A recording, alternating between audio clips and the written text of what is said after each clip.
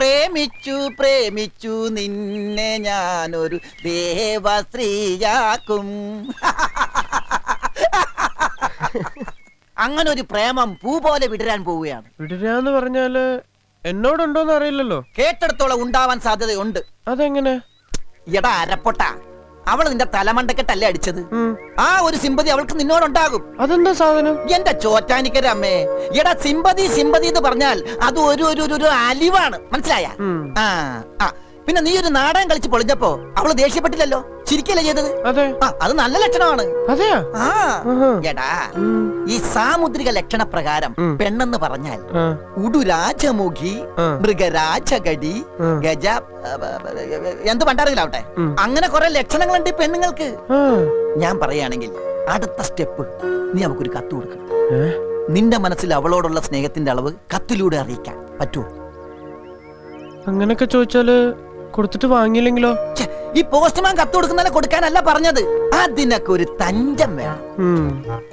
ആരുമില്ലാത്ത സന്ദർഭം നോക്കി നിങ്ങൾ രണ്ടുപേരും മാത്രമുള്ളപ്പോ മറച്ചു പിടിച്ച കത്തുതാ ഇങ്ങനെ പുഷ്പം പോലെ ഒതുക്കി പിടിച്ച് അനുരാഗപൂർവം അവളെ ഒന്ന് നോക്കി കത്തൊന്ന് ചലിപ്പിക്കുക. ദാ ഇങ്ങനെ.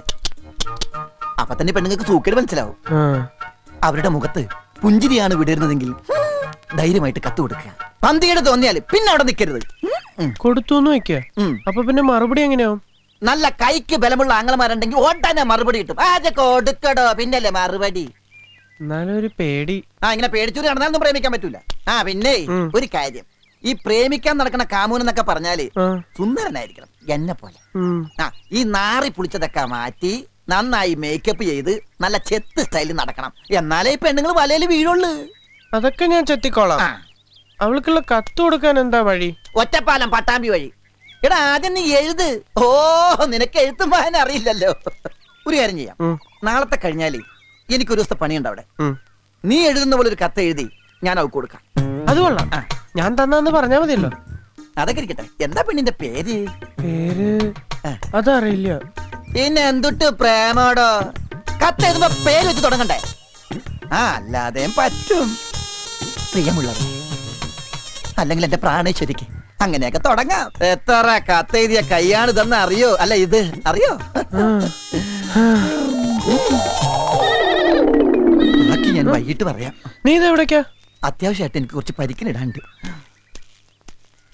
ഇവൻ ഈ കത്തൊക്കെ എഴുതി സംഗതി കൊള്ളാക്കോ?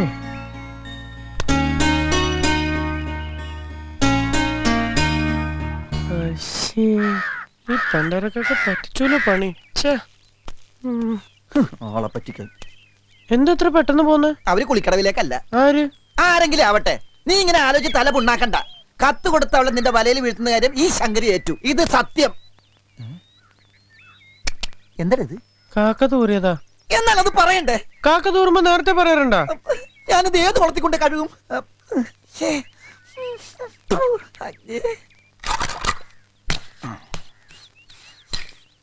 എന്തോ നാടാ ഇത്?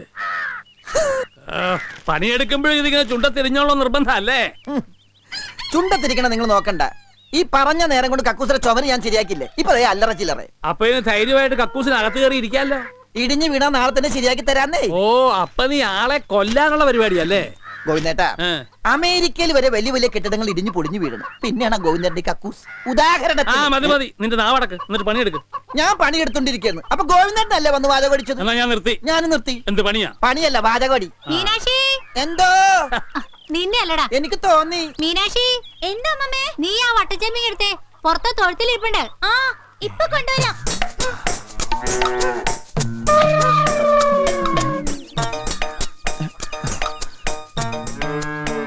കൊടുക്കാൻ പറ്റിയ സമയം.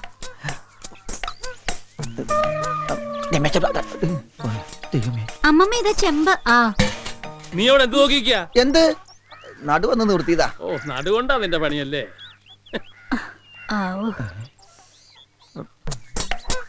എങ്ങനെ ഇപ്പൊ തിരിച്ചെടുക്കുക? പെണ്ണ് കണ്ടതുമില്ലല്ലോ. പുലിവാലായോ?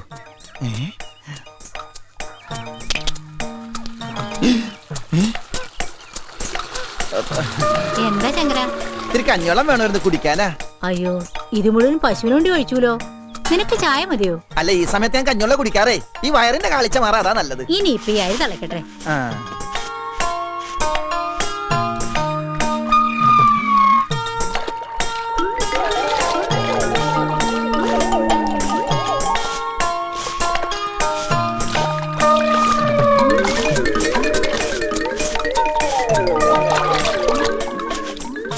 നീ എന്താടാ കഞ്ഞിവെള്ളത്തിൽ മുങ്ങി തപ്പുന്നേ? അതെ, ഞാൻ ഈ കഞ്ഞിവെള്ളം കുടിക്കാൻ എടുക്കുമ്പോഴേ എന്റെ ഒരു ഇതുണ്ടായിരുന്നു. ബില്ല് ബില്ല് പുല്ലല്ല ബില്ല് ബില്ല്. അപ്പൊ അത് ഇതിന്റെ അകത്ത് പോയി, അത് തപ്പി എടുക്കായിരുന്നു. എന്തിന്റെ ബില്ല്? അത് ഈ ബില്ലില്ല, അതിന്റെ ബില്ല, എനിക്ക് വേണ്ടപ്പെട്ട ബില്ല. ആണോ? എന്നാലേ നീ ഇങ്ങോട്ട് മാറി. ഞാൻ വേണ്ട വേണ്ട വേണ്ട വേണ്ട, ഞാൻ തപ്പിக்கலாம். ഏതായാലും എന്റെ കൈ നിറഞ്ഞു, ഇനി ഗോവിന്ദന്റെ കൈ ബില്ലെന്ന് ചോദിച്ചു നോക്കും മുത്തശ്ശ. അതന്നെ അതന്നെ അതന്നെ. വലിയ ബില്ല് എന്താണെന്ന് എനിക്കൊന്നും അറിയണമല്ലോ. ഇവിടെ ഇത്രയും വലിയ ബില്ലോ? ജീവന്റെ ജീവനായ പ്രാണേശ്വരിക്ക് നിന്നെ കണ്ട നിമിഷം മുതൽ മനസ്സിന്റെ ശ്രീകേവിലോ ശ്രീകോവിൽ ഉദ്ദേശിച്ചത് ആരെ? എന്റെ പ്രാണേശ്വരിയെ പ്രതിഷ്ഠിച്ചു കഴിഞ്ഞു ഞാൻ. ഇനിയുള്ള എന്റെ ജീവിതം നിന്റെ മാറത്തെ ചെണ്ടയിലൊരു പൂവായി. കാലപ്പാനിലെ പാട്ട് വൃത്തികെട്ടവൻ. പ്രായമായ ഒരു പെൺകുട്ടിയോടെ നിൽക്കുന്നുമില്ലേ, അത് മുഴുവൻ വായിച്ചനെ. മുളകത്ത് പോ. ഇതാർക്ക് കൊടുക്കാൻ എഴുതിയാടാ? ഈ ഏരിയയിലേക്കല്ല, ഇത് ടൗണിലെ തയ്യക്കടല ഒരു പെണ്ണിന്. മിണ്ടരുത്, നിന്നെ വീട്ടിൽ കയറ്റാൻ കൊള്ളാത്തതെന്ന് എനിക്കറിയാം. അയ്യോ ഗോവിന്ദേട്ടാ, ഇവിടെ മതി മതി മതി, പോയി പണിയെടുക്കടാ. സമയം കിട്ടുമ്പോ വായിച്ചു നോക്ക്. അവന്റെ തലയിൽ കാക്ക തൂറിയപ്പോഴേ ഞാൻ കരുതിയതാ ഇത് കൊളാവുന്നു. അമ്മാതിരി തൂറലല്ലേ തൂറിയത്.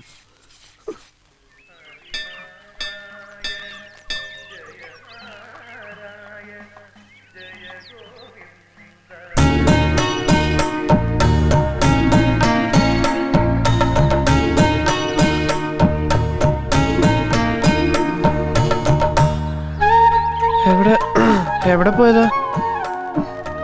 അതല്ലേ, കുറച്ച് പ്രസാദം.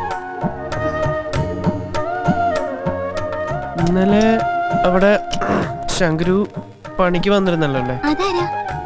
ഈ സിമെന്റ് പണിയൊക്കെ ചെയ്യണ കറുത്തിട്ട് ഒരാള് താടിയൊക്കെ വെച്ചിട്ട്. അവൻ വല്ലതും തന്നോ? ഒരു സാധനം കൊടുത്തയച്ചിരുന്നു. ആ കത്ത് അത് പിന്നെ ഞാൻ കൊടുത്തയച്ചതാ. അല്ല, ഇഷ്ടല്ലെങ്കിൽ എന്തിഷ്ടം? എന്താ നിന്റെ മനസ്സിലെ വിചാരം? എനിക്കിതൊന്നും ഇഷ്ടമല്ല. വൃത്തികെട്ട സ്വഭാവം. ഇനി മേലിൽ എന്നോട് സംസാരിക്കരുത്. ഒരു കാമുകൻ.